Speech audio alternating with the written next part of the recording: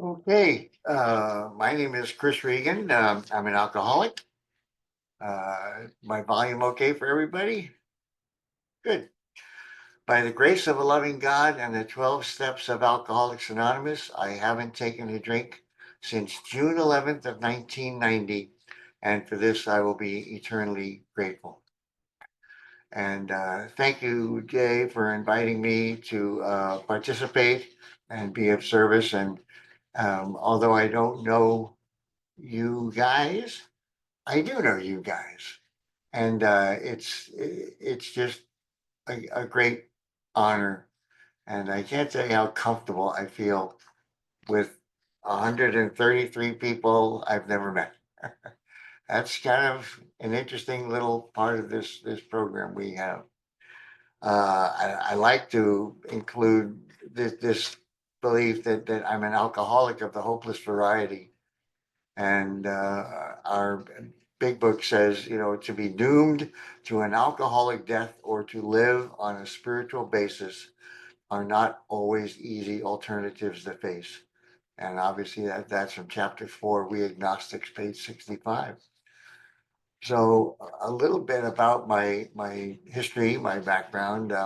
I was born to an unwed Catholic mother and placed in an orphanage in Brooklyn, New York. I was born with a birth defect of a cleft palate, which is the roof of my mouth was split wide open. And so the likelihood of me being adopted was probably not very good. So after 11 months of being in the orphanage, my maternal grandmother, my biological mother's mother, decided to adopt me and bring me into her home. And that was in Queens, New York, not far from JFK Airport. And uh, so that was kind of her to adopt me and not leave me in the orphanage. And um, I think an observation that I have from looking at this later in life, I think that my grandmother at some point was a little bit resentful that she made this decision. She had raised four children of her own that were all grown and married and pretty much out of the house. And, at this point in life, she thought it was all done with. But here she got this little whippersnapper, in the house, a little boy. And yeah, I tell you why I say this because when I would misbehave at times or just not, do what she told me and I was out of line and she would sit me down in a front room that we had there and this is like back in the early 1960s and there was a telephone, one of those things where you pick it up and it's got a dial on it and it's sat on a stand. And so when I had misbehaved, she would walk over to this telephone, pick up the receiver, put her finger on the button that kind of made it not work, and make believe she was calling the orphanage. And she would say, "Please send somebody to come pick up Chris. He's not working out. He's just not able to behave and follow. He's just you have to come and take him back." And she would do this repeatedly. She believed, I guess, that that was going to make me behave. And as I'm sure many of you can imagine, that was terrifying to me at that time. I had, without being fully conscious, at that age, my brain not even developed that much. I felt it was my home and this was my family. And that she was gonna, take that away and send me back, and that was really hurtful. Um, and of course, I developed my own big resentment against that over time. But I survived that. mainly the way I survived that, I was just, at a certain age, I just said, the goal of my life is to get out of here. And pretty much all I did from that point on was, trying to figure out ways how am I really going to get out of here. Um, but in the meantime, she was a member of the Catholic Church, and they sent me to Catholic school. I went there for the kindergarten through third grade, and I was just such an anxious kid. I peed in my pants most of the time in the schoolyard and sitting in classrooms, and uh, I was just in a wreck. And they realized that and said, well, we're going to have to send them to public school. So then after the third grade in Catholic school, they sent me to a New York City public school where I had to redo the third grade. And I went through to the eighth grade. Um, and then I went to high school, public high school for a year and a half. One interesting kind of fun fact here was because of that cleft palate that I was born with, um, and when I was about 4 years old, I had a surgical repair of it at a New York City hospital. It was an experimental, groundbreaking surgery, and fortunately, it was successful. And I had to go to speech therapy for quite a few years.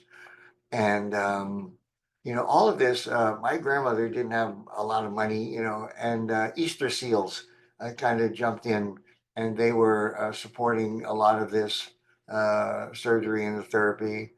And I'm grateful to them for that. But one thing I was going to say is, through the speech therapy, they said, well, it would be good if he learned how to play a wind instrument like a trumpet or a trombone or a tuba, something like that, that would really build the strength up in, the mouth and the throat and the tongue, so he would speak better. So my grandmother got a trumpet for me and somebody to teach me how to play it.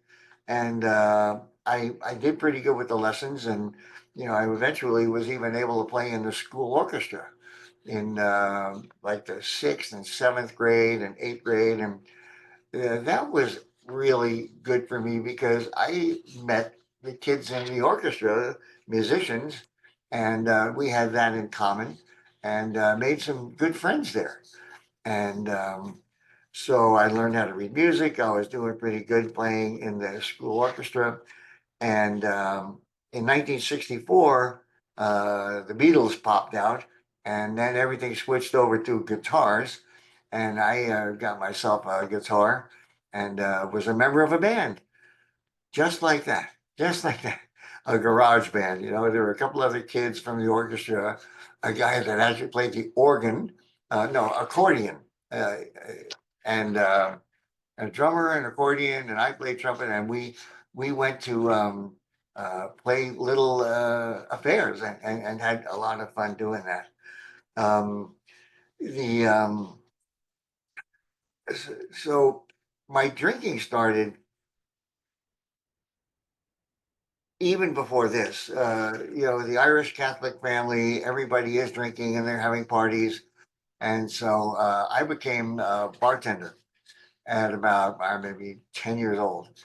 You taught me how to make a 7 and 7, a rye Presbyterian, a Scotch and soda, a couple of these basic cocktails, and I was making them and delivering them and tasting them and liking them and making more and delivering them and tasting them. And oh, there were a few left over. Oh, I would drink those just so they wouldn't go to waste. And it was just what life was about when you're an East Coast Irish Catholic person. It's kind of, I say, when you're Irish, it's your obligation to drink. It's just the way it is. So I had to fulfill that obligation, and I think I did pretty good. I drank a lot, often, and it did disrupt everything. Yeah, I was the kind of kid that would get so drunk I would be nearly passed out, and some other kids would pick me up and put me on the shoulder, and bring me home, lean me up against the front door, knock, they'd run away and they'd take me back in. And that kind of drinking, just was natural in my youth and adolescence. I drank alcoholically in my adolescence to the point that when I was 16 years old, I dropped out of high school because I wanted to drink full time. So I didn't have any desire to go to high school. I wanted to hang out in bars. I loved bars. One of my grandmother's sisters owned a bar in Rockaway Beach. And when I was a little kid, they would bring me there. And I just remember hearing the sounds, the ice in the glasses, the chatter, people talking, the register ringing, the TV on, the radio, everybody talking with each other. And it seemed like, everything you ever needed in the whole world was in that bar. You had the firemen, you had the cops, you had the lawyers, you had the plumbers, the auto mechanic, the air conditioning. Everybody you needed in the world was somewhere at that square bar, big square bar. But I was outside sweeping up the sand on the patio. But I heard that and I loved it. And I was really drawn and attracted to the bars. And so here I am, 16, and I'm out of high school. I have nothing to do except go to bars. And I remember the first day after I dropped out and I went to this bar. And I'll tell you the name of the bar was Al's Stereo Lounge on Atlantic Avenue in Richmond Hill. And the whole day there was like nobody there but me and the bartender. But it was very dark and I was drinking and I was doing what I wanted to do. Um, but of course, I had to get a job then because I'm not going to school. And, um, you know, so here I've dropped out of high school to drink full time. That may be an indication that there could be some kind of abnormal drinking pattern. But of course, nobody was really saying anything about that or noticing it. And so, right about this time, too, I met a woman, a girl, who I began to date, and she eventually became my wife. But I really liked her because her dad was an alcoholic. He was a heavy drinker, alcoholic. He never went to AA or anything like that, but he drank like I drank. And he had a little business called a beer distributorship. And that was kind of convenient. It was a little store, and they had just floor to ceiling cases of all different types of beer, and he became my drinking buddy. And I didn't mention that being born to an unwed mother, I never met my biological father. I have no idea who he is, and so of course I really was longing for a father figure. And so this gal whose name was Karen, her dad, I pretty much I just say it like this. I married her to be with him and in the family. I was lonely and it was a big Italian family, so a lot of needs were met there. And we would just can't tell you how much it was all about drinking. And I stayed engaged to her for like 5 years until finally, had to get married. She just, it's time to get married. Okay. I did, and just to be with him. And, everything went downhill all the time. I mean, when you drink the way I drank, every single job that I got fired from for drinking. Not so much being drinking on the job, but I usually found jobs where I could drink on the job. Doesn't everybody? And I, just kept getting fired and fired and fired from these jobs. And, she'd always want me to get another job. And so that just wasn't in the plan. So I had to say, I'm sorry, this marriage isn't really working out. I want a divorce. So perfectly good marriage in one sense. Not going to judge the Al-Anon issue there, but so I divorced her, and that was in 1980. And that was the beginning of a 10-year binge, 10 solid years of a binge. And I moved to a little town called Manhattan Beach. My goal was to find an apartment within walking distance of a bar or two because I had four drunk driving arrests by this time. So I wasn't going to do that. An alcoholic with a plan is a funny thing, really hilarious.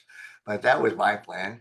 And I moved to a little apartment within walking distance of about six bars.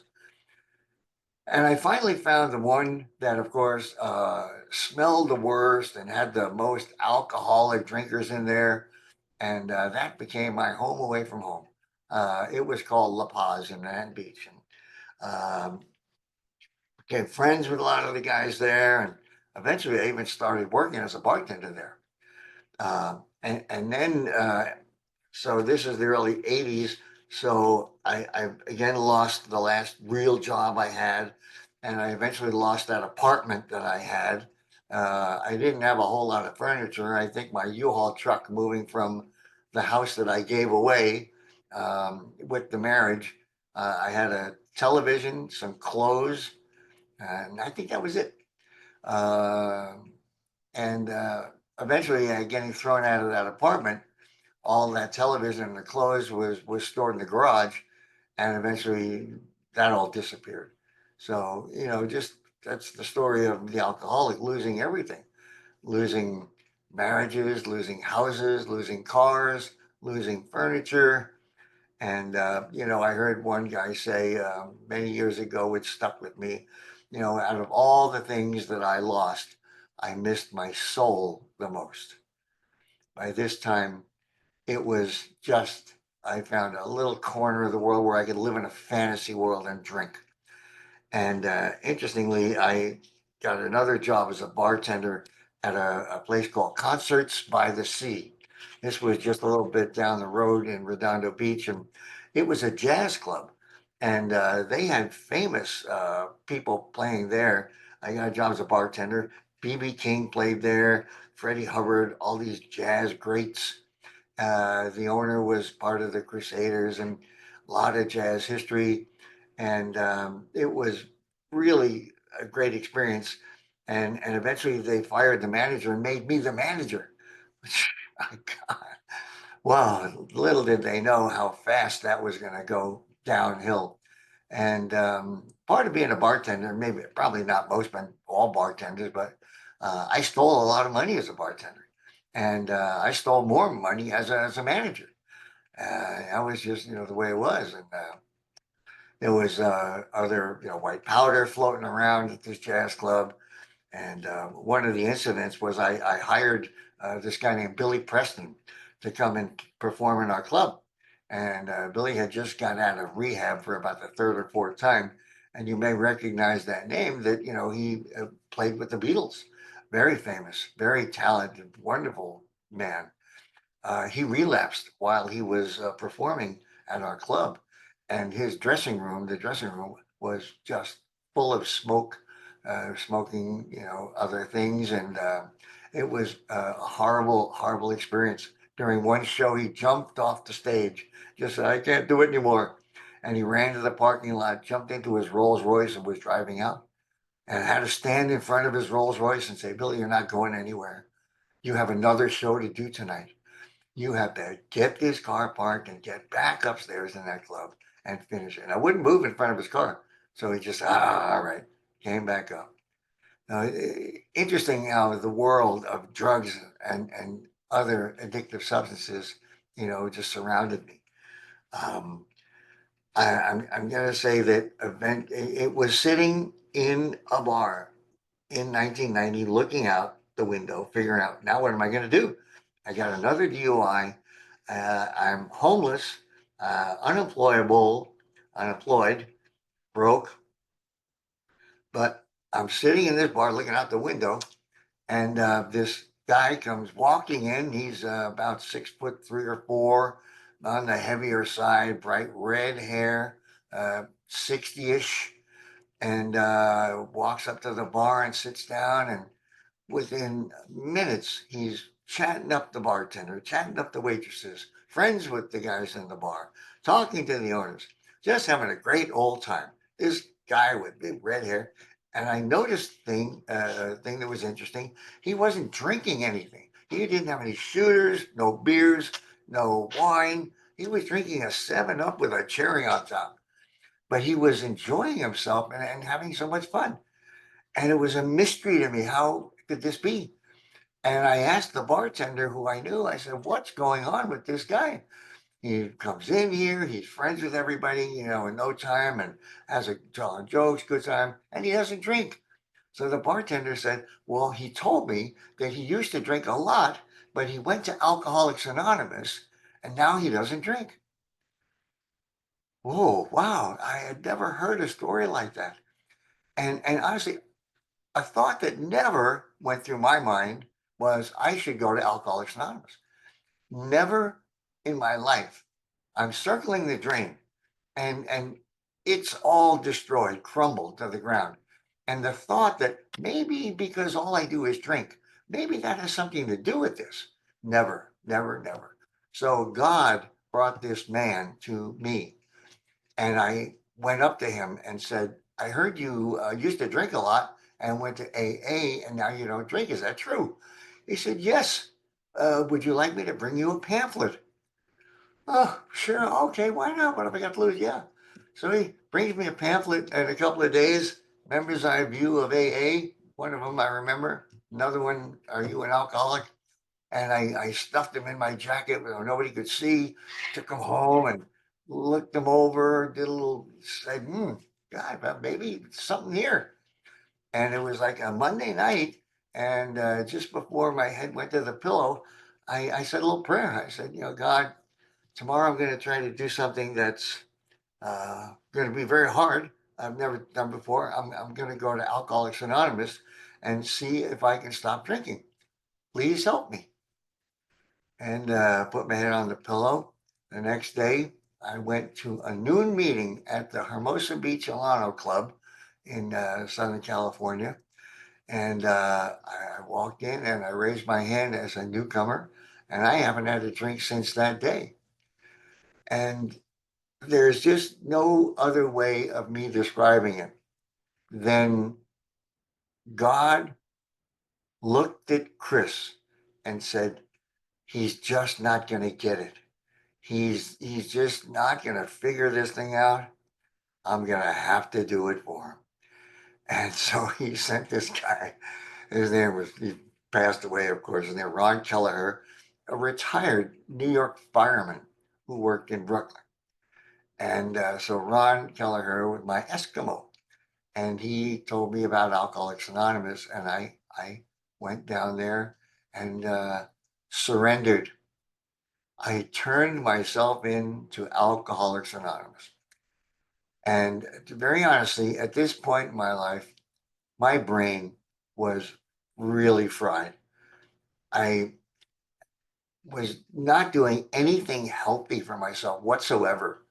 I was living in a fantasy world, getting in trouble, homeless, uh, hopeless, without even an ability to identify that. And God did it for me. I found my butt in a chair in an Alcoholics Anonymous meeting.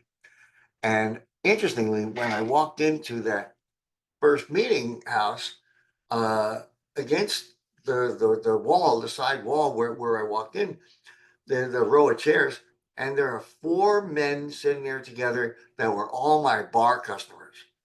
When I was tending bar there in Manhattan Beach and Redondo Beach, these guys were regulars, drunks, of course, and they got to AA first. They beat me there. Ironically, one of them was my attorney sitting there. My attorney used to pick me up in the morning and take me to court many times. Failure to appear, another DUI. I got arrested for serving people after hours at one of the bars. But he was an interesting attorney. He would pick me up in his Mercedes Benz that had a big center console, and to get us ready for court, he had what they call party favors. lined up on the console of the car. And, so we would, you know, go to court. And then I think the court judges all knew that my attorney was a drunk too, and they would never take our case until after lunch. So we'd have to go to lunch. We go to a bar and pound as many drinks as possible in an hour and get back to court, go back to court, stinking of booze, drunk. And of course, the outcome was never really favorable for me. Go figure, you know. But this is the early introduction for me to AA. And here's my attorney. He's sober. He was sober a year when I got there. And so these guys kind of took me under their wing. There was another couple of guys that were East Coast guys, and here I am in Southern California, but they knew I was originally from the East Coast.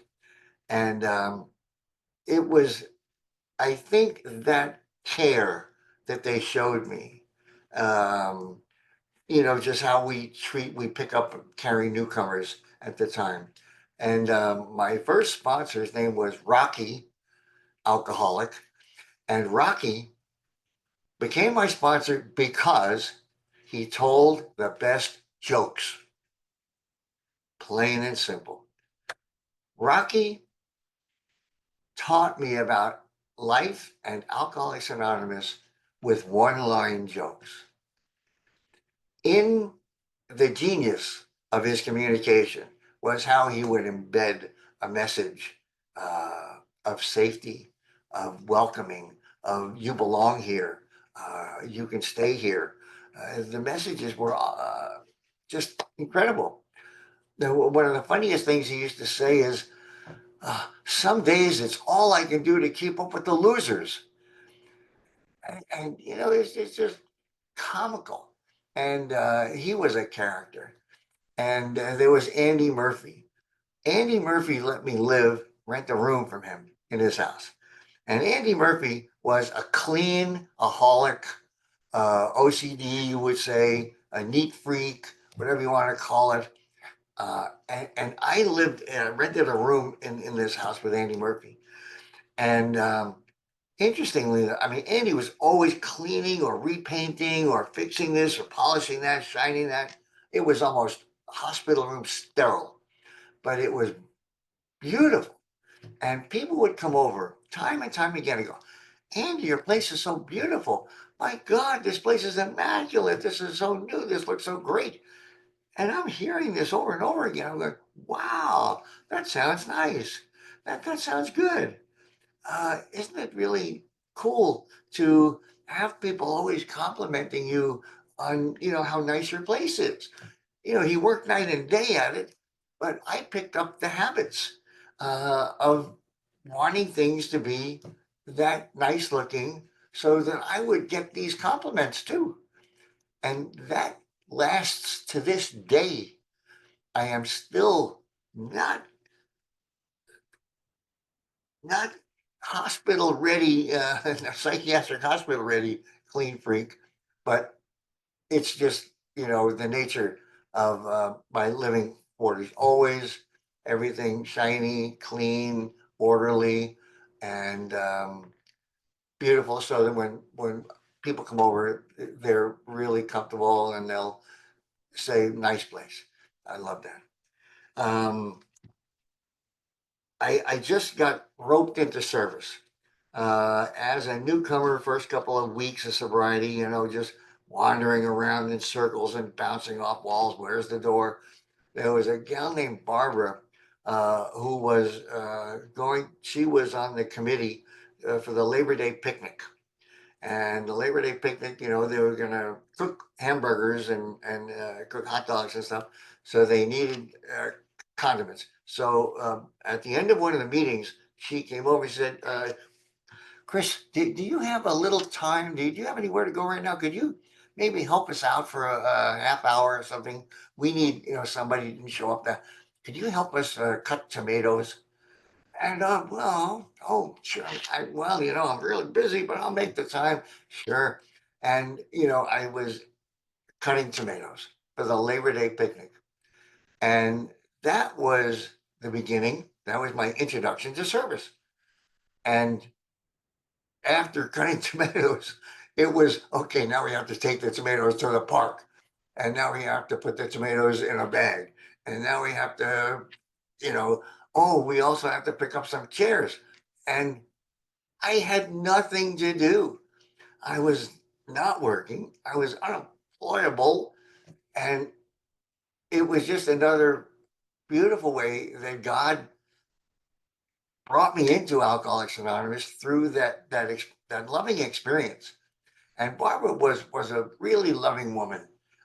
She was older, maybe in her 50s at that time. Can you imagine saying older in her 50s?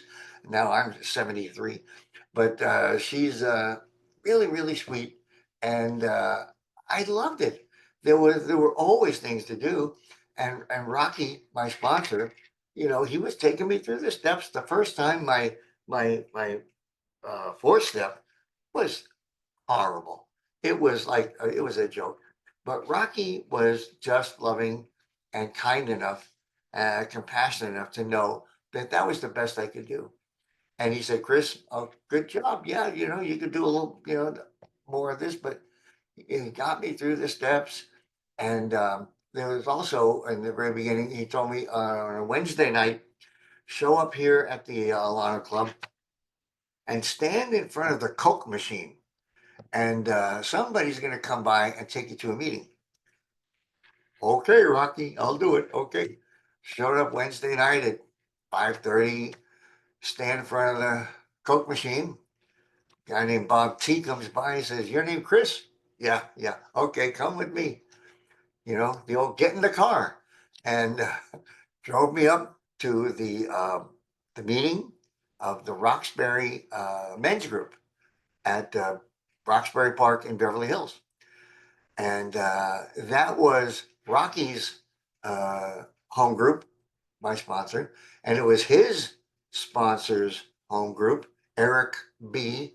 Eric's passed, so I guess I can say Eric Bloor, who was an insurance salesman, and Eric was a personality. He was just a personality all his own.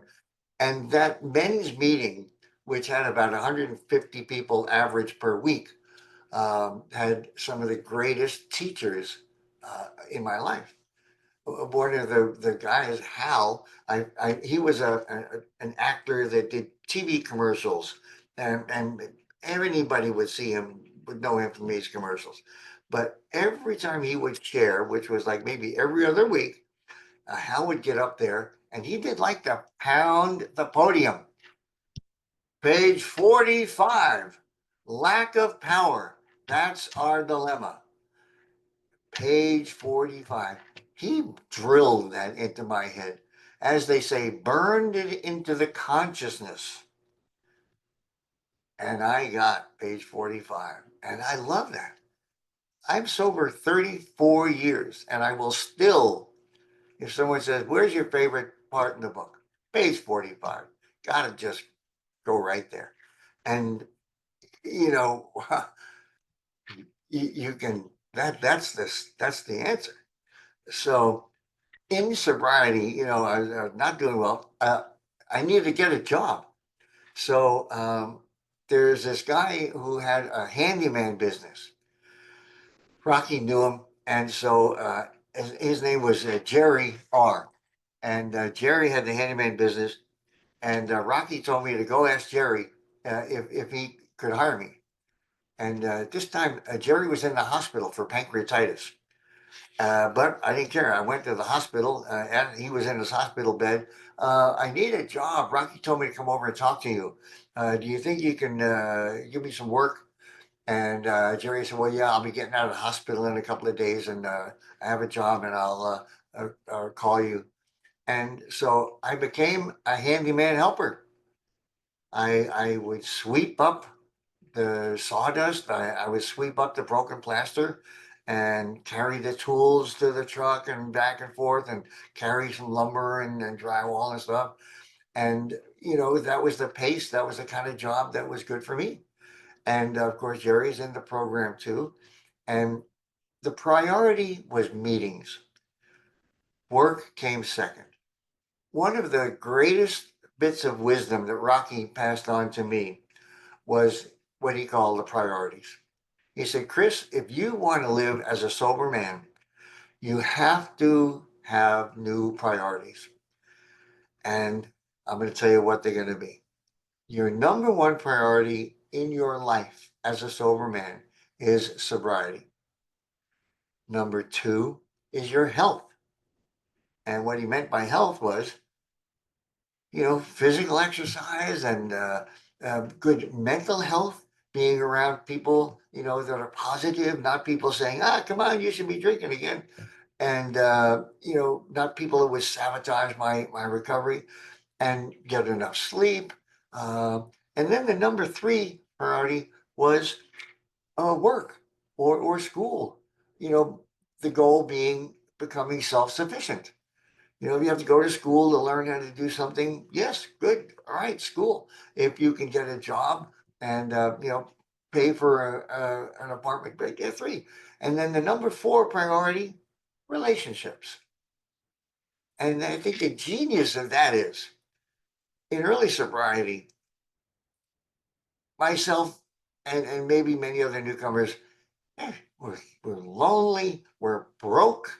Uh, and what happens is I see it time and time again. What takes over is work. Okay, I'll just work because I owe a lot of money, but the meetings go out of the way, and relationship right away, and the meetings go out of people stop going to meetings. So that was the greatest bit of wisdom. And again, I follow that. I know if I feel off kilter, off the beam, all I have to do is look at my priorities. Am I paying attention? Is my priority my recovery, my sobriety? And I write it my sobriety, my spirituality. One and the same. So, with that guidance, I was doing well. And I actually started going back to church because I was told that if I don't develop a relationship with a higher power, I'd get drunk. So I did not want to get drunk anymore. I really didn't. And so I just went back to the Catholic Church to, see what was going on there. And it didn't take long before one of the other AA guys in my group said, our guitar player is leaving town and we need another guitar player. And I know you play guitar, Chris. I'm not good at all. But he said, would you be interested in joining the choir as a guitar player? You can audition. So I went and auditioned. Why not? Obviously, I mean, terrible. They don't turn anybody away. Nobody gets turned away. So I became the guitar player at the 9:30 mass at American Martyrs Church. All they had to do was keep the microphone down. Is that 10 minutes? 10 minutes, Chris. Yeah. Got it. So I'm at this church, and I'm just, for some reason, I would cry at the mass, hearing what was going on. It just tapped into something and drained me. I just would cry, but I showed up all the time. And then there was a ministry they were talking about called the Stephen Ministry, which is a non-denominational caring ministry, and they wanted volunteers. And I volunteered. It sounded like being a sponsor. And I was accepted in this Stephen ministry, went through 6 months of training, and started to meet with people in the faith community. I would meet with them for like an hour a week and just sit and listen. Whoa, other people got tired of hearing what was going on. I would sit and listen. I did this for 15 plus years. And the director of that was an MFT. After leaving one of my sessions with somebody there, I said, this is the most rewarding thing I've ever done. And if I want to do more of this, I'd have to go to college. And that was no way. I'm a blue collar guy. College is other people. Long story short, somebody told me how to register for college. I showed up at a community college, was accepted, and I went to English 101 on the day one, and I didn't stop going to college until I had a doctoral degree in clinical psychology. It was simple. All I did was just kept going. And I eventually ended up working in residential treatment centers in Beverly Hills and Southern California, West LA, and um, loved it. And I have a private practice as a psychotherapist, addiction specialist, and I married a gal in 1999, an Al-Anon. We met at a Codependence Anonymous party, but life has been blessed. Uh, and I still go to 4 to 5 meetings a week. I'm a GSR at my home group now because moving to Texas, I'm here 3.5 years. It took a while to find where, I was going to feel at home and comfortable. And I'm kind of spread between 3 groups, but I'm a GSR for one. And we had a business meeting this morning, and I made, I'm just all in. I am all in. I love Alcoholics Anonymous. There's I went to a treatment center on a panel Friday night, yesterday, and I'm just living the life. And I often say I feel like AA runs through my veins. I just feel like Alcoholics Anonymous. It's such a great deal, and I'm sure that you guys know exactly what I'm talking about. And just showing up. That was one of the most important things Rocky told me too. 90% of life is showing up. And okay, I could show up. Uh, I don't know that there's that much more that I can share other than, I appreciate so much you guys listening, and I can see that I'm getting the thumbs up and the nods and the smiles. You know, those acknowledgments to me touch my heart. It feels so good. They're like hugs. And so thank you so much for letting me share, you Yay. guys. All right, let's